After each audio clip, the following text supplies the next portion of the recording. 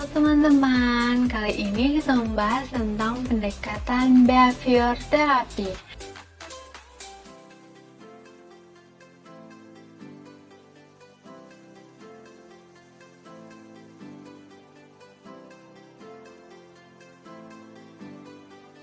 Yang pertama adalah sejarah konseling behavior. Konseling berkembang pertama kali di Amerika, dipelopori oleh James B. Davis pada tahun 1898.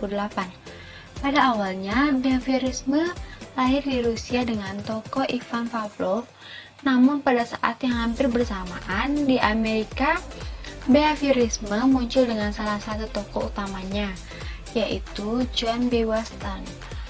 Ivan Petrovich Pavlov pada tahun 1849 sampai 1936 adalah orang Rusia yang sangat dikenal dengan teori pengkondisian klasik atau classical conditioning dengan eksperimennya yang menggunakan anjing sebagai objek penelitian.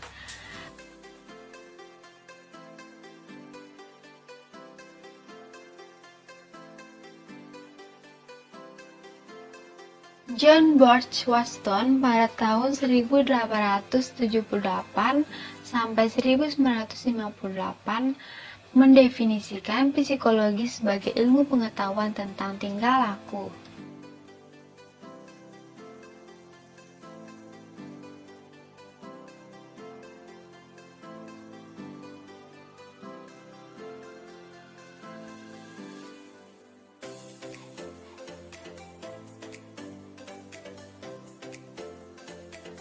Hakikat manusia adalah pasif dan mekanistis. Manusia dianggap sebagai sesuatu yang dapat dibentuk dan diprogram sesuai dengan keinginan lingkungan yang membentuknya.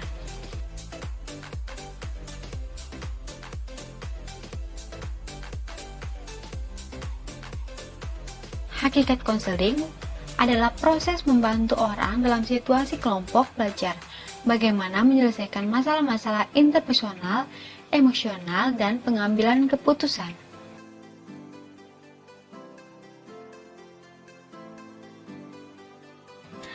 Selanjutnya ada mekanisme perubahan.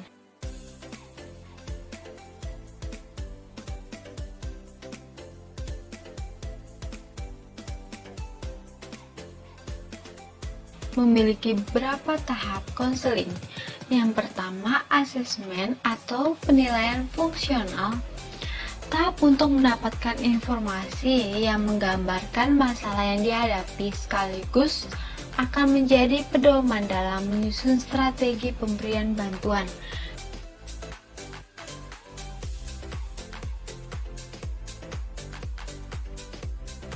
Yang kedua, goal setting atau menetapkan tujuan.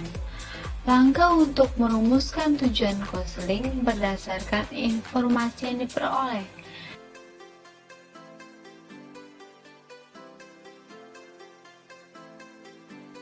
Yang ketiga, teknik implementation atau implementasi teknik.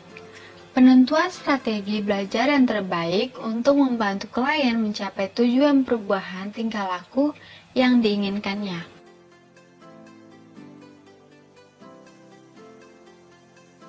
4. Evaluation, termination atau evaluasi dan pengakhiran.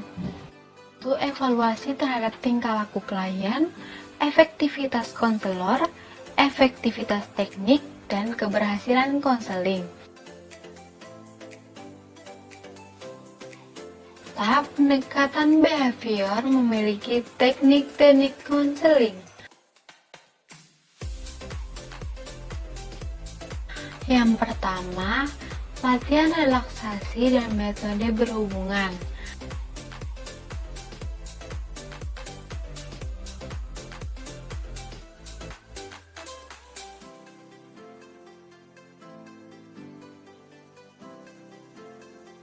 Yang kedua, desensitisasi sistematis.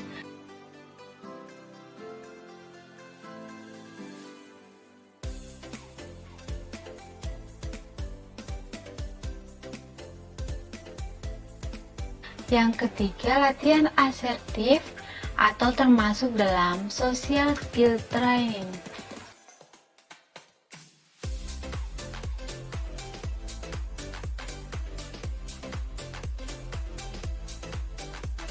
Yang keempat, terapi aversi.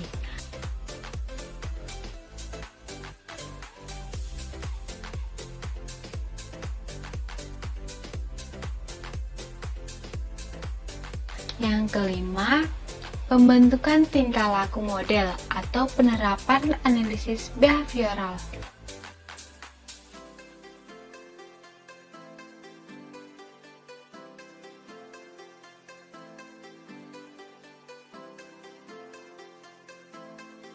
Yang keenam, convert sensitization.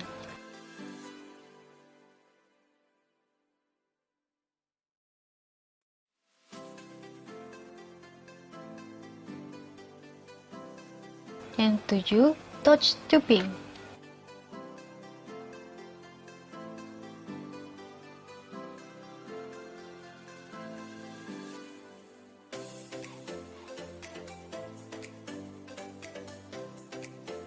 Behavior terapi juga memiliki kelemahan dan kelebihan.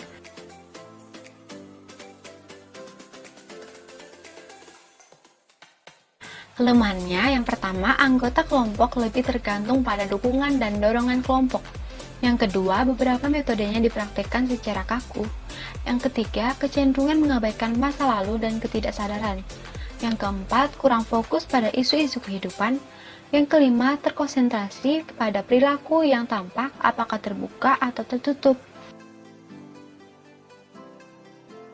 Selanjutnya, kelebihan.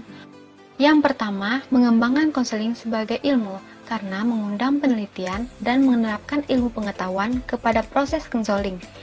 Yang kedua, mengembangkan perilaku yang spesifik sebagai hasil konseling yang dapat diukur. Yang ketiga, penekanan bahwa konseling hendaknya memusatkan pada perilaku sekarang dan bukan pada perilaku yang terjadi di masa yang datang.